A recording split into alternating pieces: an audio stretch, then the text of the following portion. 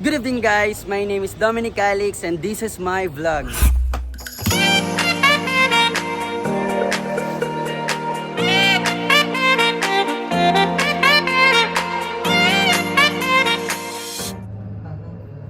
Ayan, ngayon papunta na kami ngayon sa airport, NAIA, Terminal 3. Ayan, kasama si Kuya Nigel. Ngayon papunta kami ng Thailand. Ayan, tuloy na.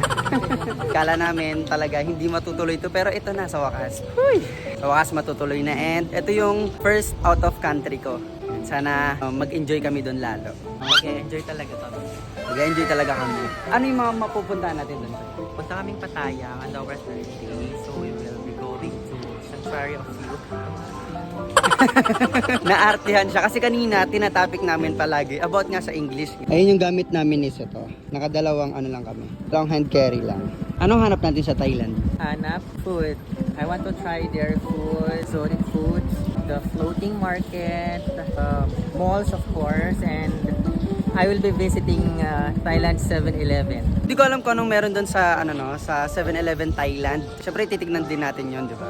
Kasi kasama natin palagi si Kuya sa lahat ng pupunta natin doon, kasama natin si Kuya. At mamaya may mga makakasama pa kami. Ayan, abangan na lang natin dito sa vlog na 'to, syempre. Tsaka may mga nauna na rin sa amin. May mga nauna, ang dami naman nila. May inauna na, ayan, which is si Kuya Jay. Nauna na si Kuya Jay sa Thailand. Ayan, naunahan niya na rin kaming ikutin ng Thailand. Uy! Ngayon hinihintay na lang namin yung Grab na sasakyan namin papuntang NAIA Terminal 3. Bali si Kuya Jesse nandun na rin sa airport. Hinihintay na rin kami. Time check, anong oras natin ngayon? Time check, 7:25 p.m.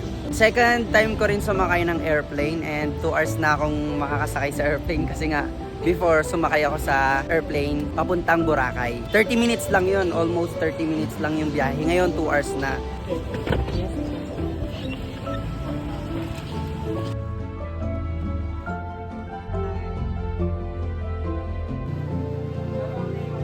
So ayun guys, nandito na kami sa airport. Papasok na kami ngayon. Hawak na namin yung mga IDs and yung mga needed papasok ng airport. Ayan, nakapasok na kami. Bali dito lahat ng international flights. Ngayon hinanap na namin si Kuya Jesse. Ayun pala! Kuya. Yun na. Pasok na tayo sa immigration. Ayan, pupunta na kami ngayon sa immigration para sa mga question and answers.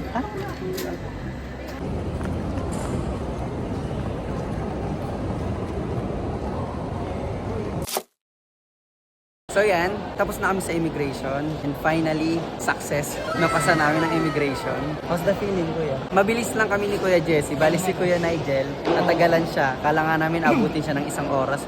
Grabe. Kinabahan kami sa kanya. Alam mo yung titig namin kay Kuya Nigel? Anticipate ko na itatanong talagang, di ba sinabi ko sa'yo, bago ako pumunta, baka itanong yung about somewhere. Diba nag-essay ako about somewhere. Grabe talaga. Alam mo yung titig namin kay Kuya Nigel kanina? Alam mo yung, andun yung fear mo kasi kung matutuloy ba o hindi. Then ayun, ganun pala talaga, no? Papakabayin ka ni Lord pero hindi ka niya papabayaan. Ngayon, hanap kami ng mga kainan namin kasi hindi pa kami kumain, hindi pa kami nag-dinner. Para before kami mag-take off, di ba?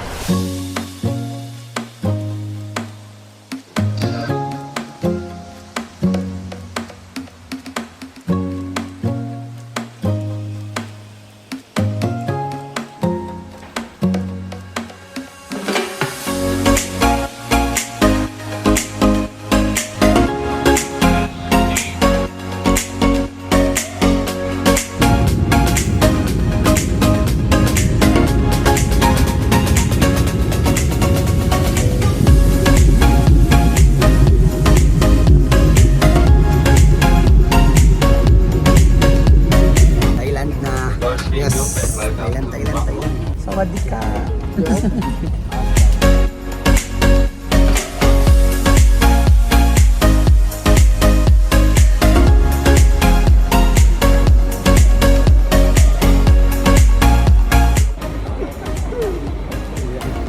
Musta ka? Okay lang ba? So ayan, kasama na po namin si Kuya Jay. Ay ka na, Kuya. Nakabili na rin kami ng SIM card ni Kuya Nigel. Si Kuya Jay kasi tsaka si Kuya Jesse meron ng SIM card dito. Kamusta naman po ang Thailand, Kuya? First time mo ba dito, Kuya? Second time. Ano para sila niya ni Kuya Jesse, second time? Ma-enjoy yung Thailand. Bitin nga lang yung 4 na araw. Bitin?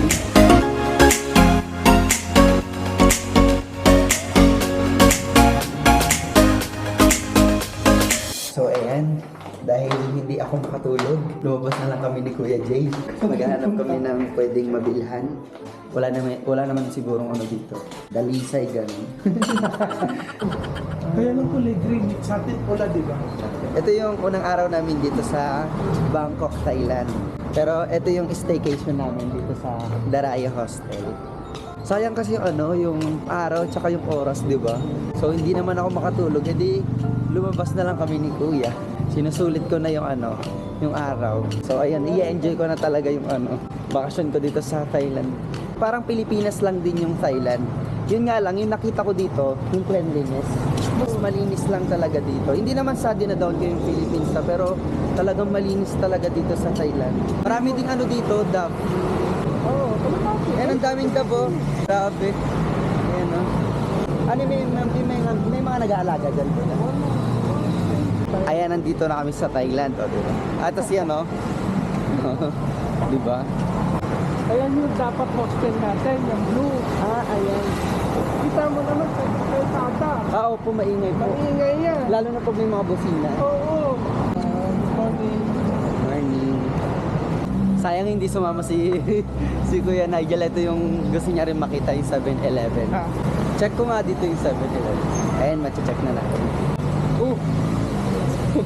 Yung 7-Eleven dito, hindi bata ang magbubukas. Yung pintuan ng 7-Eleven nila, hindi bata ang magbubukas. Di ba sa atin sa Philippines, bata yung magbubukas. Dito, automatic yung Ready to eat food. mga ready to eat food. Hindi talaga siya katulad ng grabe no, iba talaga. Parang mas masasarap yung mga foods dito. Puris, dito mo lang makikita yung Yakult na malaki. Saan po? Yan ka. Ayan yung pinaka-Yakult ko yan. Oo. Grabe. Ano ba gusto mo gawin? Spices po. Gusto ko mag-try nito. So kaya pala dito bibili si Kuya Nigel. Magkano to, Kuya? Hindi ko alam kung okay yung tsura ko dito, pero pagpasensya nyo na guys. Try natin po. Yakult. Ayan po yung nabili lang namin dito. Kayo, Kuya, wala kayong bili. Oo. Welcome to Thailand. Pag nagala tayo, Eto, kilala ko to. Ayan, yung artistang yan. mabas nila. Okay lang to. Ito lang ano ba? Tinapay. Microwave lang yung takpan natin. Ito yung parang gusto ko yung sa'yo. Ito parang cheesy. Yes. Ay, parang mostly sa kanila hindi nalilipa mo. Ito yung number 1 destination sa buong mundo. Number 1 tourist destination. Miraman mo. Saan naman po? First na nabili kong pagkain dito sa 7-Eleven Thailand. And try natin yung Parang wala kasing ganito kasi diba mostly sa Philippines is yung mga pagkain lang natin din. Parang ham tapos bread yun lang. Ito parang marami siyang laman.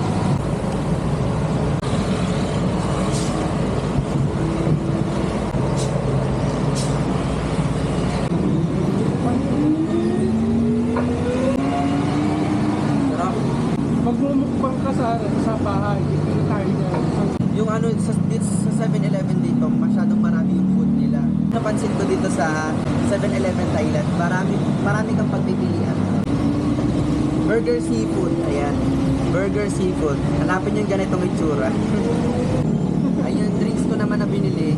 May bumili din kami ng Yakult ng Thailand. Malaki lang siya kesa sa Philippines.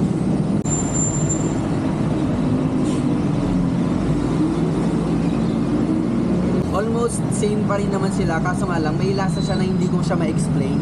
Parang walang halong. So and guys, nandito na kami sa hotel. Dito ko na muna tatapusin yung vlog dahil pagod din po sa biyahe. Bali, nandito na po kami ngayon sa Bangkok, Thailand. Kasama pa rin po sila Kuya Jay. Si Kuya Jesse at saka si Kuya Nigel nauna nang matulog kasi sobrang pagod na nila sa biyahe. Once again guys, my name is Dominic Alex and thanks so much for watching. Don't forget to subscribe, like, and share.